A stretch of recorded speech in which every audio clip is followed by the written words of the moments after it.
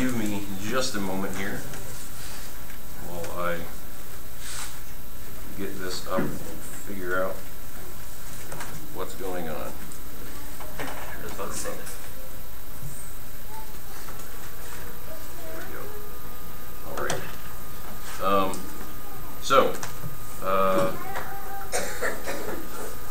Gary's lesson, whenever the last time Gary preached was about Balaam, caused me to think about, well, I don't know if I've ever heard a pulpit lesson on Balaam.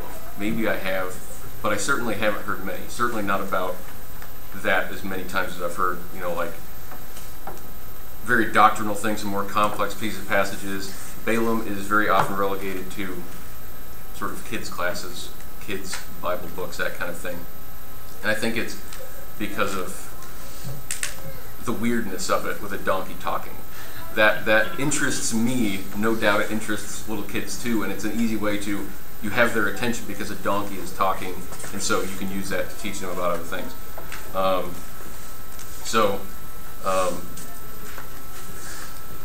Somewhat inspired by Gary's lesson, we are going to be talking about David and Goliath today. I think it's the same kind of thing.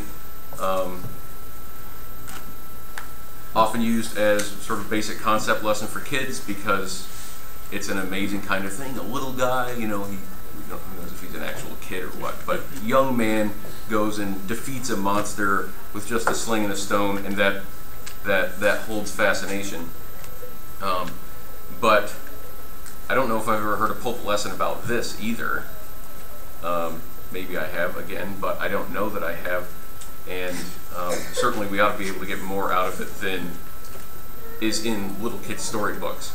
I had looked at the little storybook that's back on the Tossi's pew, since that's their pew, and it said something along the lines of, like, the basic application from that was, I've remembered it, now I'm going to not remember it. It was something like David asked God to be there, so he was. That's probably almost a direct quote if you look it up. So David, it says, was a man after God's own heart, but most of the time I think we talk about David's failures because we're like, oh, he was a great man, and here's all the bad things that he did. And, well, this is quite a massive victory for him. So, but just briefly, because it will only take a moment, I borrowed the kids' Bible from my parents that I had when I was a little boy, and it's no more than a few sentences, so I'm just going to read what that says. The Philistines were enemies of God.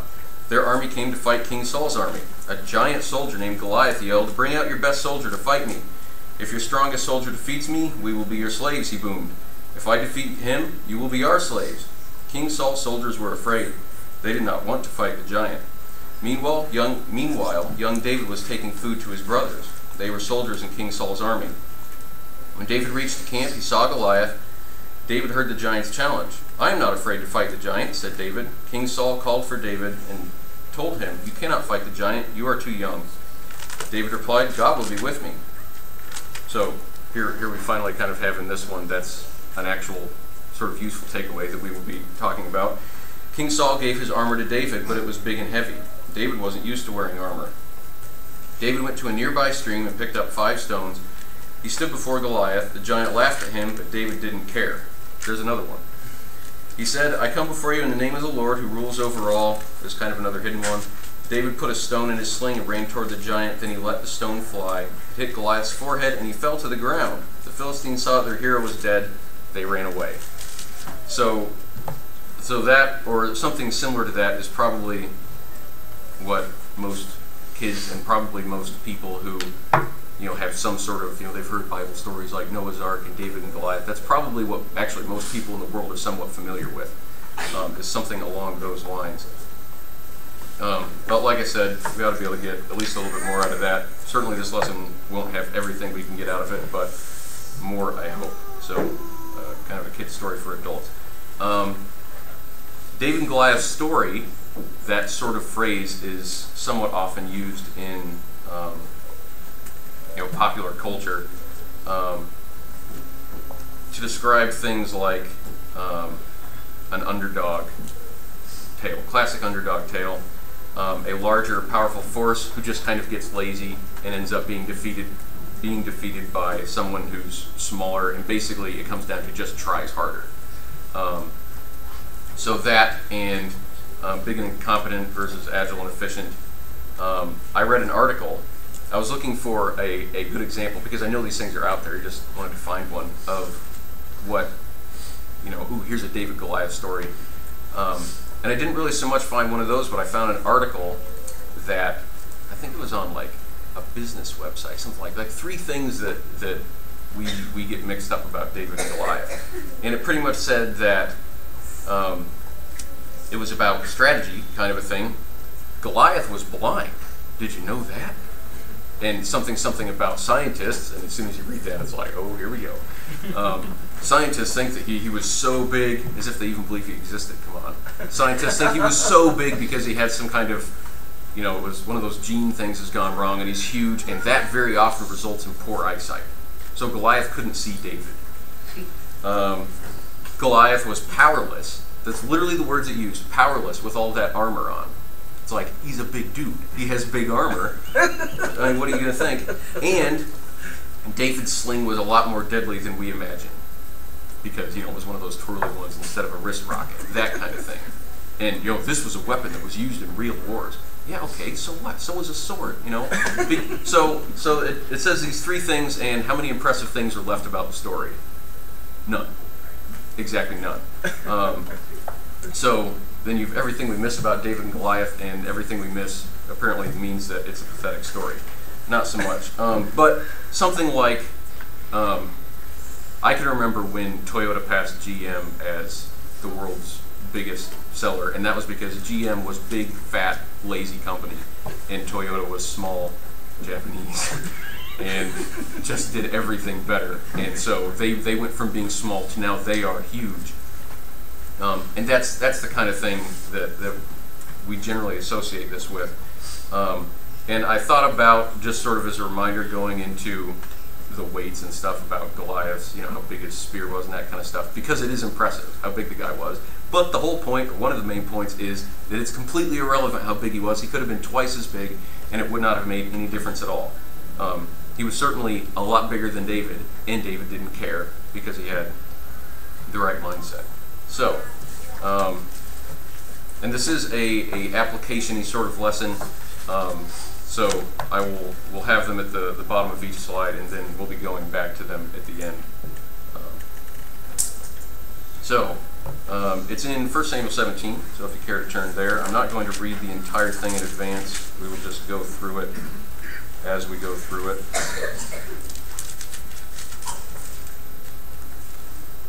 1 Samuel 17. Oh. Okay, so there is a lot of pre-stuff in 17, but we will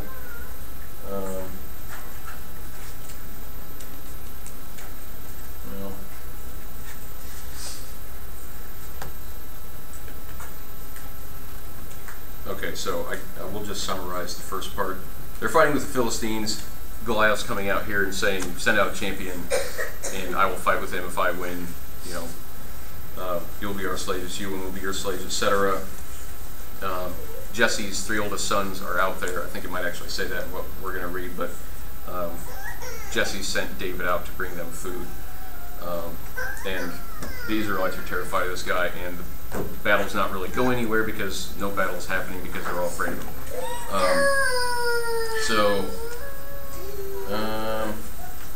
I'll just start in 19, I guess, and read through 25. Now Saul and they and all the men of Israel were in the valley of Elah fighting with the Philistines, and David rose early in the morning and left the sheep with a keeper, and took the provisions and went, as Jesse had commanded him. And he came to the encampment as the host was going out to the battle line, shouting the war cry. And Israel and the Philistines drew up for battle, army against army, and David left the things in charge of the keeper of the baggage, ran to the ranks, and went and greeted his brothers.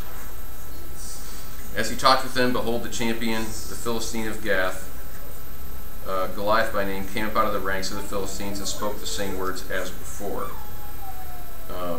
And I'll just jump back to 8 and read that. Why have you come out to draw up for battle? Am I not a Philistine, and are you not servants of Saul? Choose a man for yourselves and let him come down to me. If he is able to fight with me and kill me, then we will be your servants. But if I prevail against him and kill him, then you shall be our servants and serve us. And so then he says, I defy Israel, etc. And David heard him. So then in 24 and 25, all the men of Israel, when they saw the man, fled from him and were much afraid. And the men of Israel said, have you seen this man who has come up? Surely he has come up to defy Israel. And the king will enrich the man who kills him with great riches, and will give him his daughter, and make his father's house free in Israel. So, the men of Israel, these aren't just the average, everyday kind of guys. These are the army. Surely he has come up to defy Israel. And like I said, nothing is happening because the entire army is paralyzed with fear of this one guy. And obviously it's per the sort of rules that Goliath has thrown out there that for whatever reason they feel inclined to follow. It's got to be one-on-one. So it's not like they can all rush him and haha, we won. They've got to send one guy out, and all of them are like, everyone step forward, and they all do that. And somewhat legitimately, quite legitimately actually, if your perspective is wrong, they're right to be frozen in fear because they don't have a hope fighting against Goliath. It's not that, this big guy's blind and he has too much armor and we have slings. He's a giant and he will kill you. Lee likes that. So they themselves do not have a hope fighting against Goliath. And that's where David ends up coming in. So David comes along, we'll read 26. And David said to the men who stood by him, what shall be done for the man who kills this Philistine and takes away the reproach from Israel? For who is this uncircumcised Philistine that he should defy the armies of the living God? So compare the two things that they've said. The army, all the other guys in the army, he's come to defy Israel. David says he's defying the armies of the living God. Basically, he's defying God. That is, right off the bat, they're having this conversation, the first one we really read, and that's the difference in perspective. And then, for the same reason that they are frozen, because they don't have a hope, David can be active.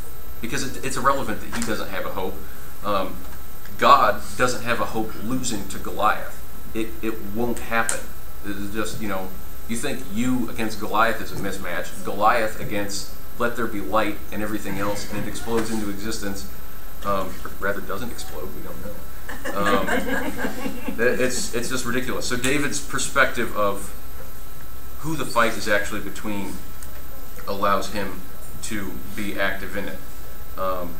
And our perspective is absolutely necessary for us to be able to do anything that we're supposed to be doing. Because consider our jobs as Christians kind of a thing, and then imagine if we're supposed to do that without God's help. We're supposed to, we don't save them, but seek and save the lost kind of a thing. Can we save anybody? Of course not. That's pathetic. So, I can't do it, so don't try. It's not us doing it, it's God doing it. Same with everything else, and there's some conditions on that. I can lift my arm, but God created me to have an arm to lift and gave me food this morning and gave me air to breathe so that my muscles could work and all that kind of stuff. Everything is through God. And so could David defeat a giant? Well, David couldn't, but God could. And that missing that piece is what was holding up the entire army of Israel, Saul included, who's supposed to be the one to go out and fight the battles of Israel. So it's not us working, it's God working through us, and he needs to be the one who gets the credit as well, and we will talk about that a little bit later. And an impossible job is not possible.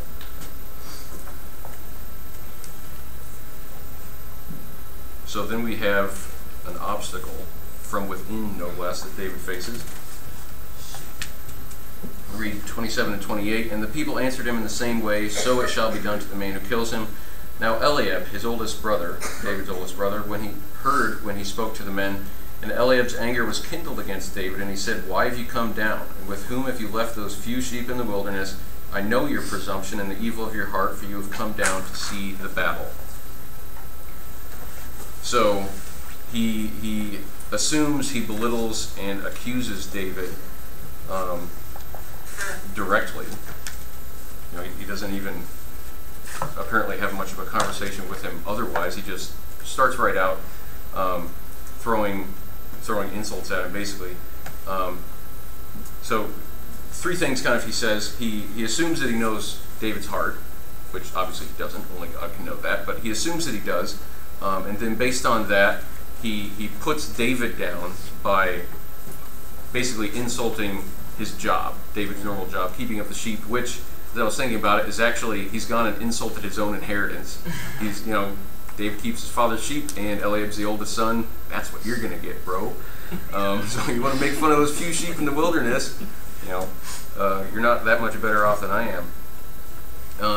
And then he accuses David of having an evil intention. None of those things are the case, but compare what Eliab does to if he had given him the benefit of the doubt, been encouraged by David, coming and saying, you know, who is this guy? We've got God on our side, and then giving encouragement back to David. How much of a different thing, and it doesn't seem to make a huge difference for David, because he goes and does what he needs to do anyway, but I'm sure it would have been easier for David. So this doesn't really have, I guess, so much application down at the end, but a specific application of this would be if somebody comes into the church, becomes a member of the congregation, and wants to be involved in song leading, say, and you know, there is ability requirements and that kind of stuff to be able to have everything done in order, but if rather than try to work together, Ethan will say, since he's looking at me and I'm looking at him, Ethan says, "Ha, you," what does he say again?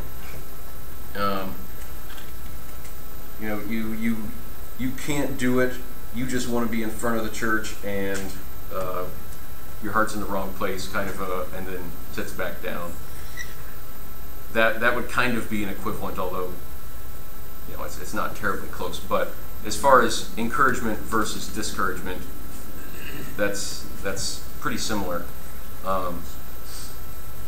And if somebody did that, we would all be, everyone who was in earshot would be, that's really not good. But, you know, everyone else was probably standing around thinking, well, you know, I don't want to fight the guy anyway, so who cares? It might also be motivated by jealousy. Flip back to 16:13, just a page over, or don't, it's just one verse. Samuel took the horn of oil and anointed him in the midst of his brothers. So, the timeline is a bit wobbly, seemingly to me, because in 16 it also, where in 16? So immediately following that in 16 it talks about how they go and get David to play music for Saul, you know, to chase the evil spirits away or whatever. And then immediately after that we have 17, the story of David and Goliath, and again at the end of 17 Saul apparently has no idea who David is, when in 16 he's just been told. So I don't know if this is it tells one story that kind of goes through the other and then backs up. So that's why I say possibly motivated by jealousy. Either way, David is going to be king, not Eliab. And whether already by now or in the very near future, Eliab's going to know it. So a reminder through David that God is in control comes to the army, and Eliab, who is his brother, his family, and in the good guy's army, rather than taking that and say, yes, that is indeed true, and rather than let you, who is even smaller, go do it, I will go show this guy up on behalf of God, sort of. The ultimatum that's been given is, let's have a one-on-one fight, And based on the outcome of that fight, master and slave status was going to be determined. And apparently, I mean, I don't know how long they've been sitting around listening to this guy shout this at them, but apparently Eliab, for one, is more willing to accept slavery because it's hopeless and we can't win and all this kind of stuff, and he'd rather just put down David than he is to accept that God will help them win. And, you know, we expect ridicule and that kind of stuff from the outside. When he gets down to the fight, and, you know, Goliath's making fun of David for being small, you expect that, and that's difficult to deal with also. But that's why I use the example of somebody coming into the church, is you'd expect to come in here and have people being encouraging and, you know, just real crusher, which David refuses to be crushed by, which is good. So not only is Eliab not apparently willing to accept that God will help, but to even accept that David's motivations are good. You know, yeah, God will help, but God needs a little more to work with than you. Would still be confused, but it wouldn't be malicious. And so he just tears him down, and we need to be really careful to make sure that we're not doing that. So even with a discouragement like this, David keeps the right frame of mind, which he started out with, which is Goliath is here to find God, not the army of Israel. And because of that, he is able to continue to go on, because Goliath is very little and God is very huge, and his ability to continue is just his perspective made into an action. Moving along, 32 through, well, I don't know if I read 31, so we'll read 31. When the words that David spoke were heard, they repeated them before Saul. Well, okay, I guess further up, David had said, "What have I done now? Was it not but a word?" So he has a little bit of pushback. He's like, "Hey, what are you making, insulting me for?" And he asked people again. So then they report his words to Saul. David said to Saul, "Let no man's heart fail because of him. Your servant will go and fight with this Philistine." And Saul said to David, "You are not able to go against this Philistine to fight with him, for you are but a youth, and he has been a man of war from his youth." But David said to Saul, "Your servant used to keep sheep for his father. And when there came a lion or a bear and took a lamb from the flock, I went after him and struck him and delivered it out of his mouth. And if he rose against me, I caught him by his beard and struck him and killed him. Your servant has struck down both lions and bears, and this uncircumcised Philistine shall be like one of them, for he has defied the armies of the living God." Again, we see where David's perspective is. And David said, "The Lord who delivered me from the paw of the lion, from the paw of the bear, will deliver me from the hand of this Philistine." And Saul said to David, "Go, and the Lord be with you." Then Saul clothed David with his armor. He put a helmet of bronze on his head and clothed him with a coat of mail. And David strapped his sword over his armor, and he tried in vain to go, for he had not tested them. Then David said to Saul, "I cannot go with these, for I have not tested them." So at the end of this, Saul has given the go-ahead to go fight.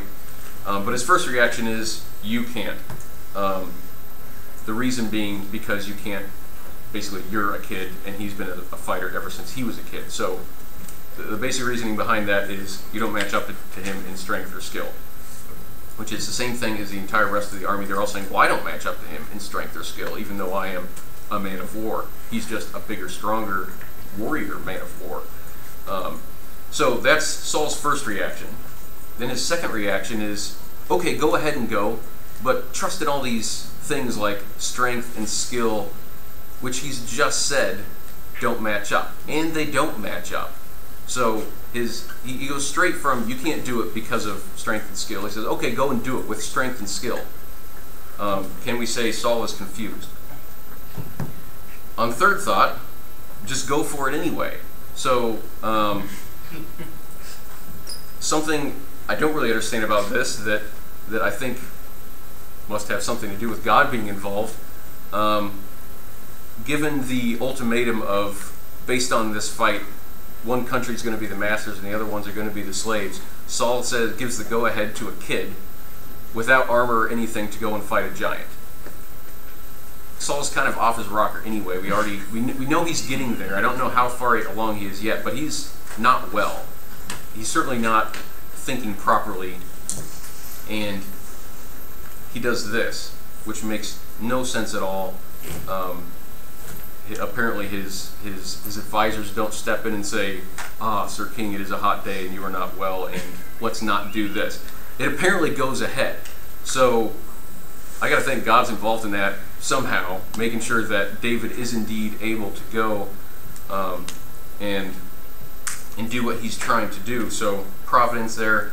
Saul's extremely unstable, and if we were trying to do right, which David is, he's come, put up with the insult from his brother, gone and stood before the king. He's a young man, and said, "Let no one be afraid. I'll kill this guy."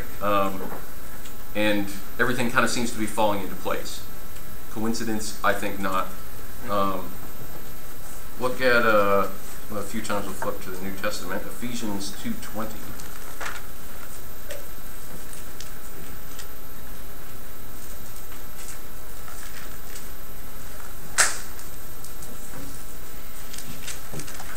You need to get a Bible with thicker pages.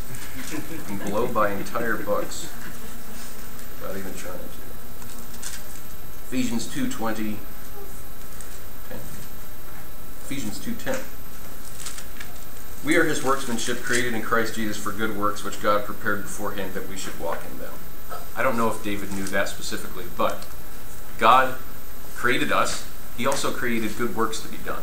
And he created us to do them, and he created them so that we could do them. Do we think that God will create us to do good works and create good works to be done by us, and then when we are trying to do those good works, cut a slash in between and say, haha, you can't get there, there's a gulf in between you and the good work? That makes absolutely no sense if we believe at all in God being just. He says he wants us to do good, and he says he will reward us if we do good, and we have to believe that he will reward us if we do good. He's going to make it possible for us to do the good things that he wants done. And David is trying quite earnestly to go do a good thing, because David walks out there and he's like, you guys all just standing around here, God looks pathetic with an entire army here shaking in their boots or sandals or whatever, because one guy says, come fight me, and he's taller than you all are. David's not impressed with that.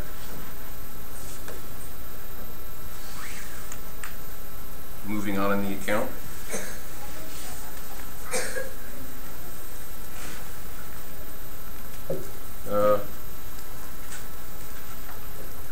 I'll pick up in 40, I guess. Then he took his staff in hand, so he just said, armor's not going to work for me. Took his staff in hand and chose 5 smooth stones from the brook and put them in a shepherd's pouch. A sling was in his hand, and he approached the Philistine. And the Philistine moved forward and came near to David. This was one of the things in that article that said Goliath was blind. He had to come near to see him. That was its evidence. Lee's nod says that's actually really sound reasoning. So he comes near to David with his shield bearer in front of him, probably to tell him where David was. And when the Philistine looked and saw David, he disdained him. It says he saw David. For he was but a youth, ruddy and handsome in appearance. And the Philistine said to David, am I a dog that you come to me with sticks? And the Philistine cursed David by his gods.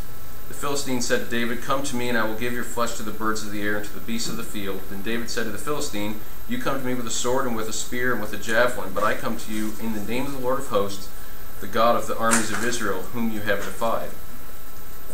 This day the Lord will deliver you into my hand, and I will strike you down and cut off your head, and I will give the dead bodies of the host of the Philistines this day to the birds of the air, to the wild beasts of the earth, that all the earth may know that there is a God in Israel, and that all this assembly may know that the Lord saves not with sword and spear, for the battle is the Lord's, and he will give you into our hand. So some pre-war speeches. I think this is a pretty standard thing back in the day, and certainly when you read about Greeks, even if it's like mythology kind of a thing, the standard thing is they come out, beat their chest a little bit, say something about the other one being eaten by birds, and then they fight. So they do some of that. Goliath curses David by his gods, and David condemns Goliath by his God. Goliath walks out, not impressed with his challenger at all, and brings his deity into the fight. David isn't impressed with Goliath. As we already know, he's walked out here to begin with, and he makes it clear that the Lord is the one who's going to actually win the fight. He has 4 specific name mentions, the L-O-R-D, all caps, but the Jehovah, Yahweh, the 4 name mentions, and then 2 other times he refers to God of Israel kind of thing. So 6 total references in 3 verses. And Goliath, it doesn't go into Goliath's little speech, but he probably did the same thing. Same kind of thing. He says he cursed him by his gods. So there's at least 2 God mentions there that Goliath has made. David comes in and says, Jehovah, Jehovah, Jehovah, Jehovah, God of Israel, God of Israel. And at this point, is there any doubt to anybody who's watching that it's a fight between gods? No, it never is. Always in these times, it's God is going to beat up on your God. So God wants the credit for his work. And again, I said this whole thing is, we talk about David's failures with Bathsheba and doing the census and all that kind of stuff. This is a whole string of David doing absolutely everything the way he ought to do it. And even, actually, let's go look at it now. Numbers 20, verse 11 provides us an example of how God feels about it when something is done by him that he doesn't get credit for. 20, verse 11. Well, I'll start in 10. Then Moses and Aaron gathered the assembly together before the rock, and he said to them, Hear now, you rebels, shall we bring water for you out of this rock? And Moses lifted up his hand and struck the rock with his staff twice, and water came out abundantly, and the congregation drank and their livestock. Obviously, Moses didn't do that, God did. And the Lord said to Moses and Aaron, Because you did not believe in me to uphold me as holy in the eyes of the people of Israel, therefore you shall not bring this assembly into the land that I have given them. These are the waters of Meribah where the people of Israel quarreled with the Lord, and through them he showed himself holy. Moses didn't give God credit for that, and God says, the thing you've been waiting for, you can't see. So, just an idea of what God thinks if we don't give him the credit. So like I said, David is doing things the way God wants them to be done. And everything is just sort of going well for him. So then we have the actual fight. I should have made notes of where I stopped reading because I skipped some verses. You stopped at 47. Yeah, okay, so it was 47.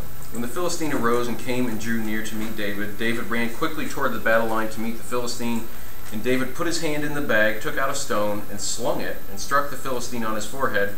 The stone sank into his forehead, and he fell on his face to the ground. So David prevailed over the Philistine with a sling and with a stone, and struck the Philistine and killed him. There was no sword in the hand of David. And David ran and stood over the Philistine, and took his sword, and drew it out of its sheath, and killed him, and cut off his head with it. When the Philistines saw that their champion was dead, they fled, and the men of Israel and Judah rose with a shout and pursued the Philistines as far as Gath and the gates of Ekron, so that the wounded Philistines fell on the way from Shearim as far as Gath and Ekron. And the people of Israel came back from chasing the Philistines, and they plundered their camp, and David took the head of the Philistine and brought it to Jerusalem, but he put his armor in his tent. So a short fight, I have fight in quotation marks because compare this to the fight that goes on near the end of Revelation, and it's pretty much the same length. It says, basically, they came together for battle, and it was just over. Is pretty much all it is. And really, would you expect a whole lot else when God's name has been drug into it, and it's clear that this needs to be decisive. I mean, David even says that this whole assembly will know he's not talking about the Philistines, at least alone. He's got a whole army of guys behind him who are shaking in their sandals because this guy was a giant, and he's walking out there and saying, God is going to win this right now, so all these guys behind me will actually know who is doing this. So big G, little g gods were not evenly matched. We've already said that. So David's purpose that he said in 46, like I just mentioned, Hold on. I thought I turned over a page, so I'll just read it again. 46. That all the earth may know that there is a God in Israel. That's the first purpose. Second, and that all this assembly may know that the Lord saves not with sword and spear, of which David has neither. For the battle is the Lord's, and he will give you into our hand. So, a very clear winner. It's not a kind of, if the Philistines were against the Ammonites or something where they might fight for a long time and there's still one Ammonite left and he's like, haha, our God is better. This is army, one guy, and the giant, the clear favorite, just bink, falls over. I mean, doesn't even get close enough.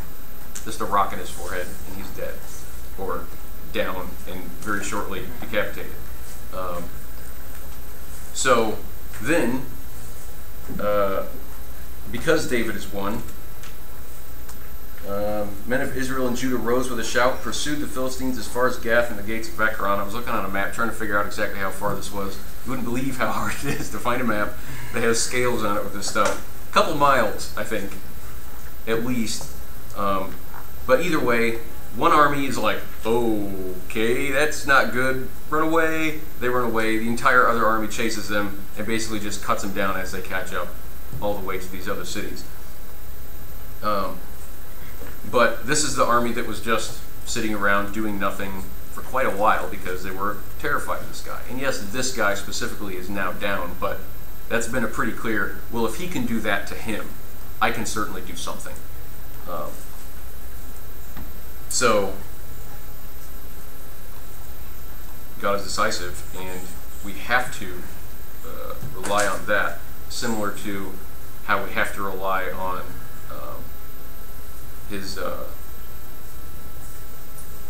we have to have the right perspective of Him for our jobs to be at all possible. We have to believe in God and what He says for any of that to be possible and to make any kind of sense to us. So, having read this, David hadn't read Revelation, but when we read Revelation and we see the fight that's going on there, I don't think there's going to be a literal dragon. So there might be, I don't know. But the picture of that is bad against good, and God just absolutely knocks down the guy like a bowling pin, and it's over. That should be absolutely no surprise to us. It should also be no surprise that God will end His enemies. He does it to Goliath here. Goliath's time on earth is over. Some of the Philistines, I suppose, survived, but a lot of them just died that day. And when the end of time comes and there's no more time continuing to go on for any of God's enemies to exist, of course they're going to be done away with. That should be absolutely no surprise to us. So we have to take God seriously in that. You may recall the last lesson I preached had to do with how everything is by and for God. He's like the purpose of everything. Whether that lesson made any kind of sense to anybody, that's what it was. But we're not the center of it, and there's no reason that, even if the new law sounds different, people say, oh, the God of the Old Testament was a dark, evil God just smiting people left and right because He wanted to. And now it's all lovey-dovey and Jesus praisey and that kind of stuff. It doesn't make any sense at all for Him to care about how He was treated then and not care about how He's treated now. I think an easy way or a helpful way to consider how things have not changed, consider things that have not changed between the Old Testament and New Testament, so they have to do with God's nature itself. It hasn't changed. He has different ways that He wants us to serve Him. He doesn't want us to slaughter a bull now. He wants us to take the Lord's Supper then. If you had a Jew sit down and say, okay, I'm going to take the Lord's Supper, if he'd somehow known, that would have made no sense to them. And it would make no sense for us to slaughter a lamb and burn it now. But did He care about making sure that everyone knew that He was God? The Old Testament is absolutely full of it all the way through, and that's because He's a jealous God. He created everyone, and He wants everyone to know who He is.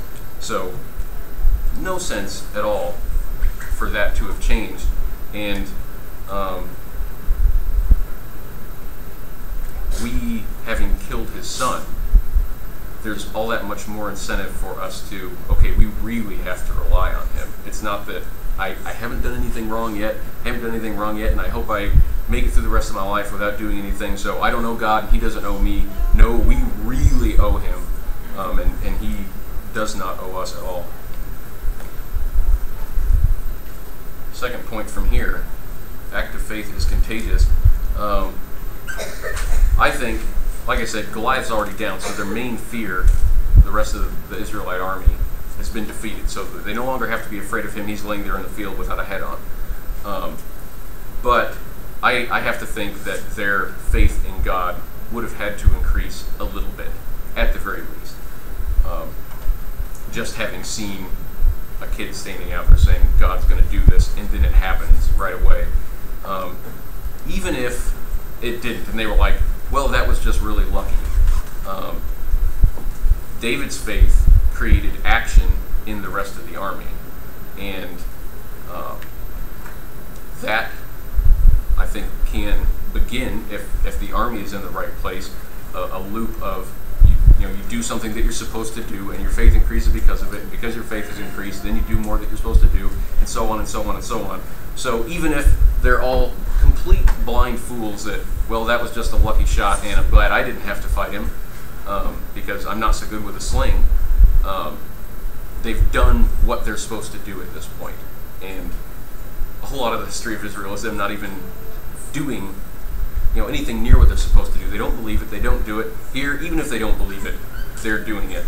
And because of David's example, after all the hurdles David had to jump through to provide that example for them. So, that is sort of the main bit of the lesson. Reminder, we'll go through the applications again, and before we do, something that I actually have to remind myself of quite a lot. I don't know why it hasn't sort of settled in yet. It's taking so long, I don't know if it ever will. But living in Old Testament times wasn't a miracle a day sort of thing. When you read, when Jesus came along, he did a whole bunch of miracles, and his apostles did a whole bunch of miracles, and that was the most miracles crammed into a teeny tiny space that ever happened or will on earth. But you think miracles in the Old Testament, there's quite a few, especially with people like Elijah and Elisha, and because of those representations of one guy doing huge and incredible things, it's hard for me to remember that most of the time it was God said to the prophet told the people, and you had to believe what the prophet said. It wasn't you heard or saw text flowing from the sky into his head, or you heard a booming voice. Samuel came up to people and said, this is what God wants you to do. And that was the evidence they had that God had told them to do that. So I made a quick list. If the website I was getting the list off of wasn't right, then that's why it's incorrect. But all of these I know specifically are in there. There may be more. Moses did miracles. During the time of Joshua, there was like the ground opening was, I guess, in his time, but that was also Moses. The sun standing still, at least, there was one other. The only one I think David would have had any kind of hope of remembering is when the Philistines took the ark and Dagon tips over in front of it and falls over. So that was a miracle that didn't just happen.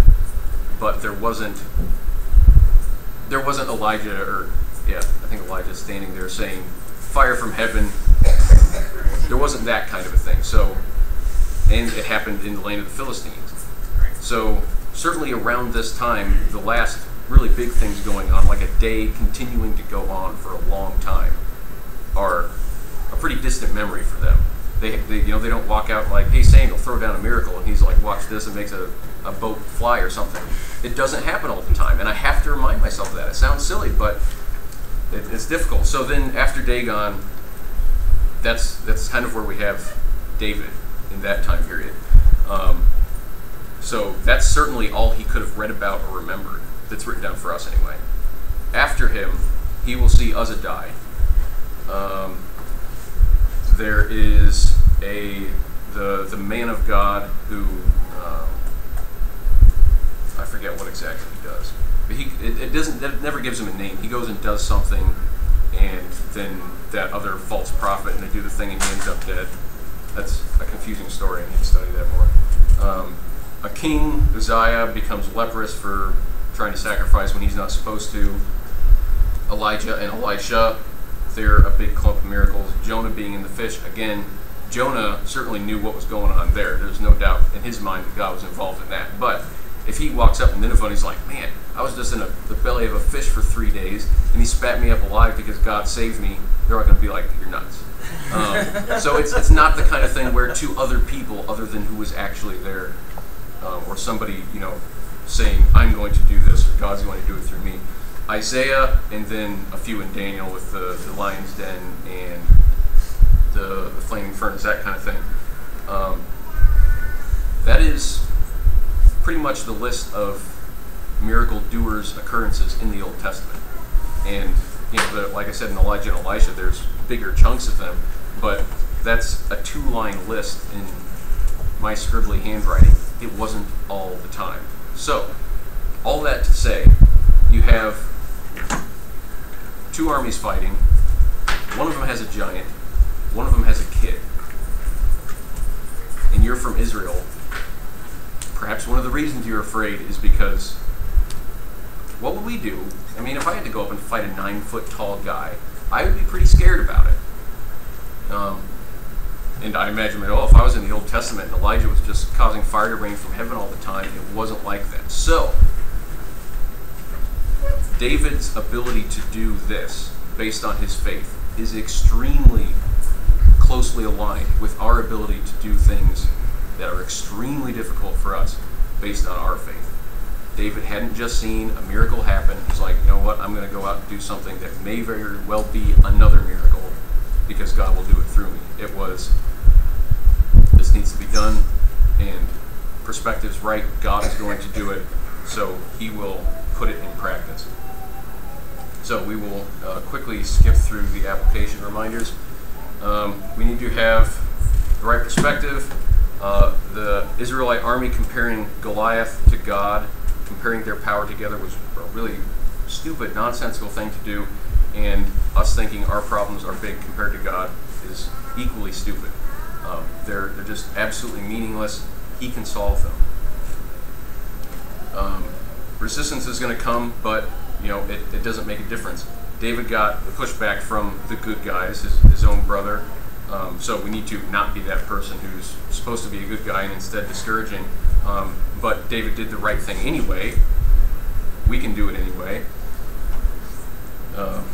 He also, got insulted from Goliath. That obviously had no effect whatsoever on him. He's like, well, let's just get it over with. Request and expect help in doing right.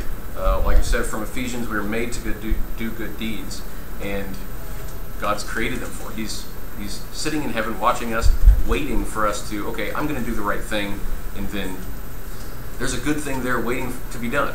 And how coincidental is that?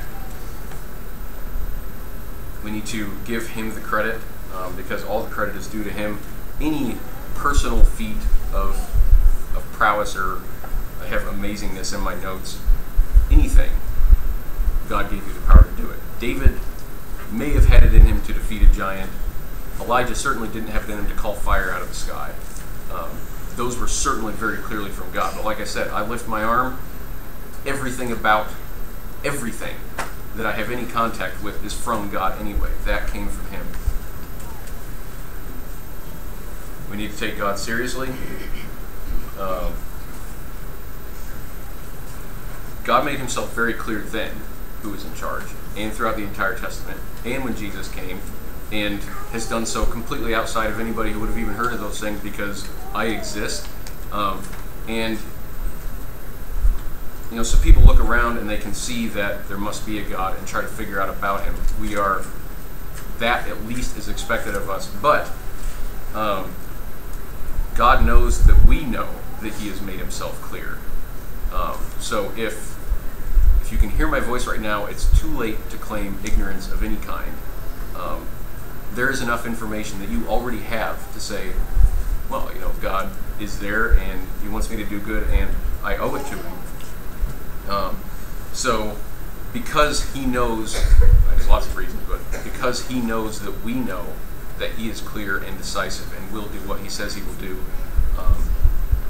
there's no reason at all for us to expect something different in our situation, because we're in the new dispensation and all this kind of stuff. God is the same. He does well for those who obey him, and he punishes those who do not. And I think that's the last one. We need to be encouraging to other people whether they want it or not. I say on here deserving or not. None of us are really deserving of anything. But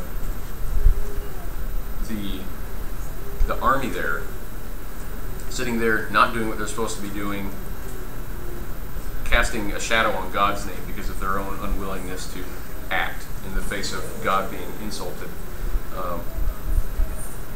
they then were encouraged and carried out action that they were supposed to be doing anyway, because one person provided a huge encouragement for them. So as from David's example, well, no, they don't deserve it. They may not even want it, really. They don't know what they're asking for. But he didn't leave them any room for discouragement from him. He didn't come up and say, wow, that guy is pretty big and scary, and Goliath, you're taller than me. Why don't you go? He walked out, did what he needed to do, and could anybody walk away from that, any Israelite, and say that David discouraged me today? Not a hope.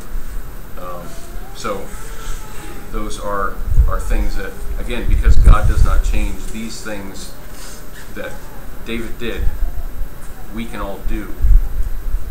It doesn't matter if we're taking the Lord's Supper or slaughtering a bull. About attitude and how we go about living our lives. Those are things that we can be doing. That is the end of the lesson. 51 minutes. Shorter than normal. Didn't really talk about the plan of salvation and all. There were some things in there about taking God seriously. God will deal harshly with people who disobey him. And like I said, everyone here certainly, and even everyone in the world, being able to look at trees, sky, planets, all that kind of stuff, there's ample evidence that there is a God. And because there is a God, reason, sanity demands that he is my creator, I owe him myself. And that comes down to strict obedience of what he says. Why would he expect anything else? So if anyone is here who is not a child of God, everyone needs to be, and without him there is only this world and eternal suffering to look forward to afterwards. If you're already a Christian and faltering in that, if you're an army of Israel kind of guy who's not living up to the challenge that God has put in front of you, and you are clearly capable with his help of taking, then we are all here to encourage one another, and we are all eager to do that. We will have our song of invitation.